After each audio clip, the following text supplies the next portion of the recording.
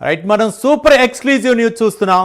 అధికారం చేతిలో ఉన్నప్పుడు ప్రజల్ని మర్చిపోయే నాయకులను చూశాం. కానీ గెలిపించిన ప్రజల మధ్యనే తన ప్రతి ఆనందాన్ని పంచుకోవాలనే నాయకుడే నిజమైన ప్రజల మనిషి.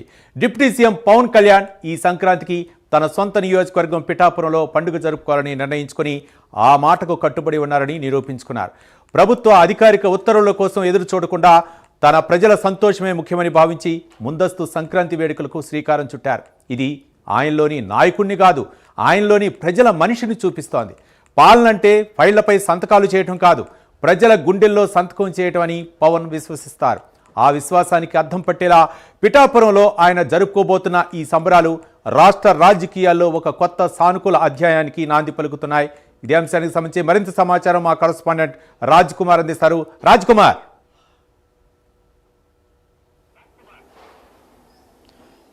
రైట్ రవి, మొత్తానికి ఆంధ్రప్రదేశ్ రాష్ట్ర ఉప ముఖ్యమంత్రి పవన్ కళ్యాణ్ ఒక కొత్త నిర్ణయానికి నాంది పలికారు. ఏదైతే సాధారణంగా రాజకీయ నాయకులంతా కూడా పండుగలు వస్తే కుటుంబాలతోనో లేదంటే ఆయా నియోజకవర్గాలకి సంబంధించినటువంటి ముఖ్య నాయకులతోనో లేదంటే ఏదైనా విహారయాత్రలకు వెళ్ళేటువంటి పరిస్థితి సాధారణంగా చూస్తుంటాం. కానీ పవన్ కళ్యాణ్ ప్రస్తుతం ఉన్నటువంటి రాజకీయ పరిస్థితులు, రాజకీయ కోణంలో కావచ్చు, ఇవాళ ఆంధ్రప్రదేశ్లో ఉన్నటువంటి రాజకీయ పరిస్థితుల్లో భాగంగా పవన్ కళ్యాణ్ తీసుకుంటున్నటువంటి ప్రతి నిర్ణయం కూడా ఒక విప్లవాత్మకంగా ఉంటుంది.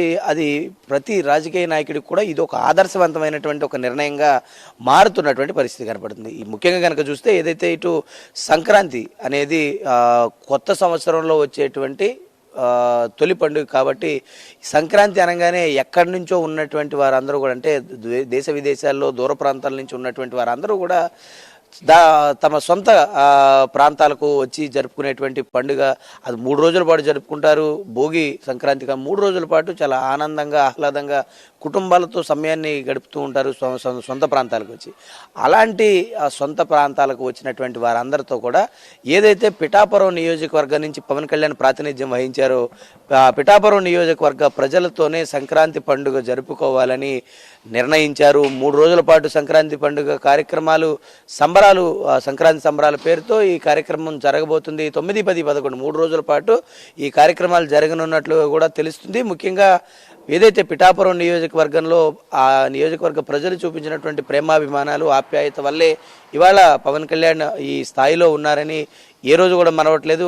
దానికి ప్రత్యేకంగా ఒక ఏదైతే ఇటు కార్పొరేషన్ ఏర్పాటు చేసి ప్రత్యేకంగా పిఠాపురం అర్బన్ డెవలప్మెంట్ అథారిటీ అనే ఒక దాన్ని తీసుకుని వచ్చి ప్రత్యేకంగా ఆ ప్రాంతంలో జరిగేటువంటి దాన్ని ఒక ఐఏఎస్ని అక్కడ ఉంచి ఎప్పటికప్పుడు ఆ నియోజకవర్గంలో కావాల్సినటువంటి మౌలిక సదుపాయాలు, వసతులు కావాల్సినటువంటి అన్నిటినీ కూడా ప్రత్యేకంగా పవన్ కళ్యాణ్ వాటిని తీరుస్తూ వస్తున్నారు. కానీ ఇక నుంచి పండుగలు కూడా వారితోనే జరుపుకోవాలనే ఒక మంచి నిర్ణయాన్ని రాజకీయ నాయకులు అందరూ కూడా చేసేటువంటి అందరూ కూడా అవలంబించాల్సినటువంటి ఒక నిర్ణయంగా పవన్ కళ్యాణ్ వారికి ఒక రోల్ మోడల్గా నిలుస్తున్నారు. అంటే సాధారణంగా ఇందాక కూడా చెప్పుకున్నాం, పండుగ వస్తే కుటుంబంతో కేటాయించాలనుకునేటువంటి ఈ రోజుల్లో తనను గెలిపించి ఇవాళ ఒక హోదాలో నిలబెట్టినటువంటి ప్రజలతో ఆ పండుగను పంచుకోవాలని ఉప ముఖ్యమంత్రి పవన్ కళ్యాణ్ ఈ నిర్ణయం తీసుకున్నట్లు కూడా తెలుస్తుంది.